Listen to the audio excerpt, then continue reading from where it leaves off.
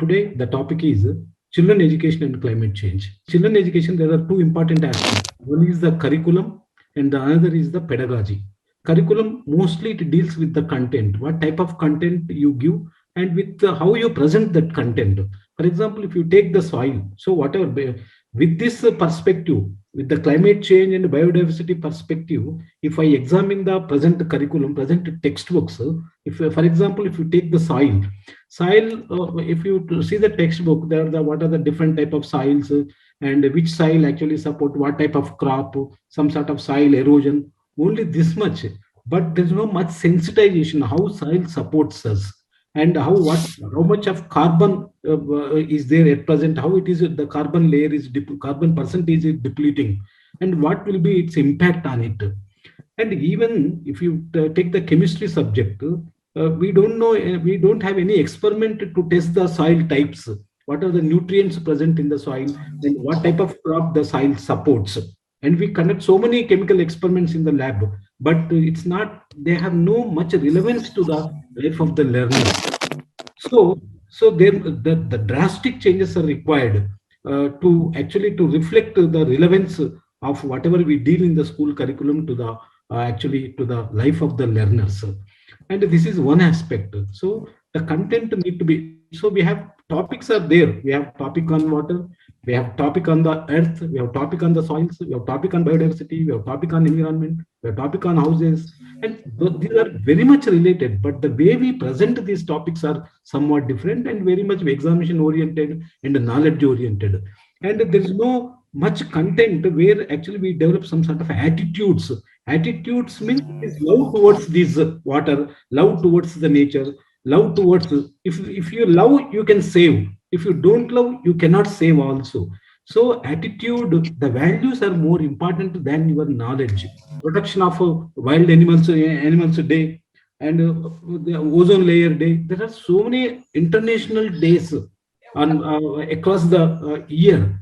So, but every school should, school means their curricular activities do not confine to the syllabus curriculum exams, but they have to celebrate these things.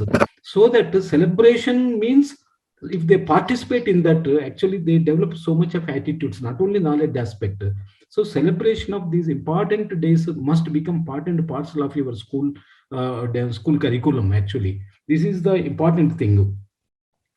And then they, when you come to the saving aspects, so how you, if you take water, how you save, if you electricity, how you save, and the next comes to food, how you save, and soil, how to save. So saving also, so how, what is, how can actually children sensitized to minimize the usage of this energy and all these aspects also. This also need to be inculcated, and this need to be, it's a part of pedagogy also. And this is second thing. And the third thing is that how you present a particular topic, how you integrate it. If you take for example agriculture, so if you actually do in the pedagogy, how you actually introduce, how you integrate the topic.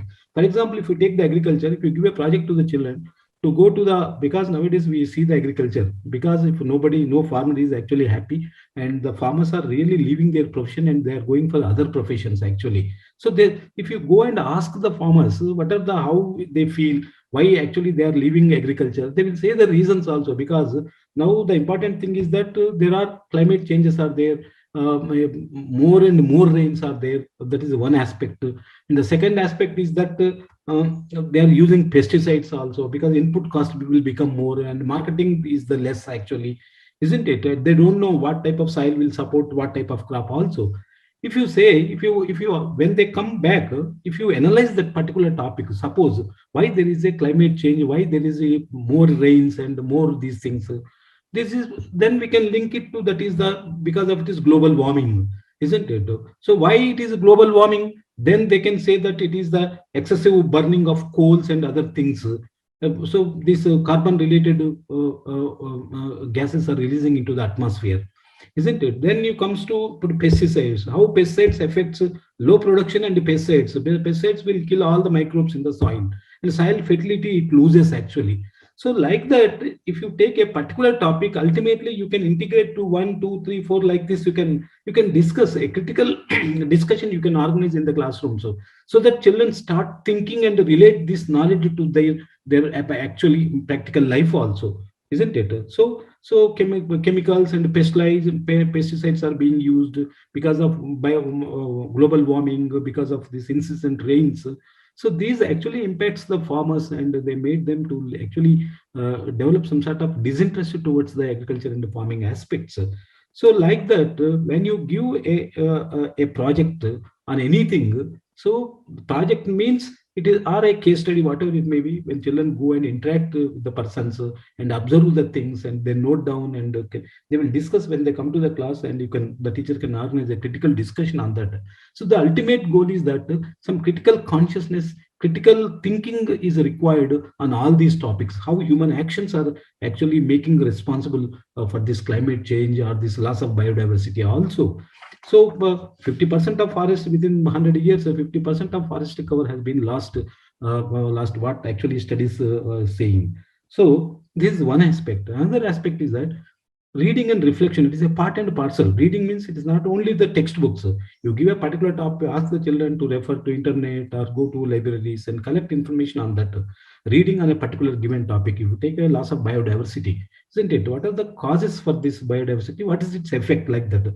So children go and collect, read and come, or interview with discuss with some persons, come with some sort of understanding on that, and they will make a presentation, and in the whole school presentations leads to some sort of discussion on it.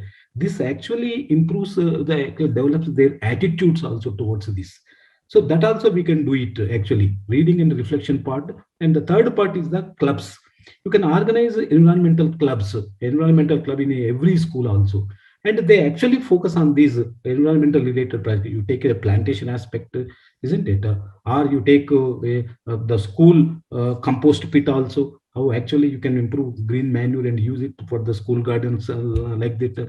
So whatever the environmental related projects are, they will act on it actually, and they collect information, clubs. So the club will actually develop sensitization on various actually issues which are very much related to their lives. That also you can, clubs also you can make it, okay. So ultimately, it is not personal wealth. It's the wealth of the nation is depends upon the its rivers, its water, its oceans, its minerals, its forest. That is the actually the wealth we have to sustain it. Actually, it is there's no meaning if you actually go for the individual wealth. So even you can relate to our ancestor, our itihasas, Puranas also. How much actually they gave reverence to the this nature actually, how they prayed the nature actually. They treated it as a sacrifice, with a godly related thing like that. So that type of thing, so our ancestral wisdom actually says that you actually give high reverence to the your nature. So that also we need to actually, whatever the traditions are there, very good traditional knowledge practices are there in agriculture in every sector, and we have very rich practices actually. Now we abandoned all these things, whether you take the organic manuring and organic agriculture and sustainable agriculture and seed banks, whatever you take, and we have a great sort of knowledge behind us to conduct this natural agriculture and other farming systems.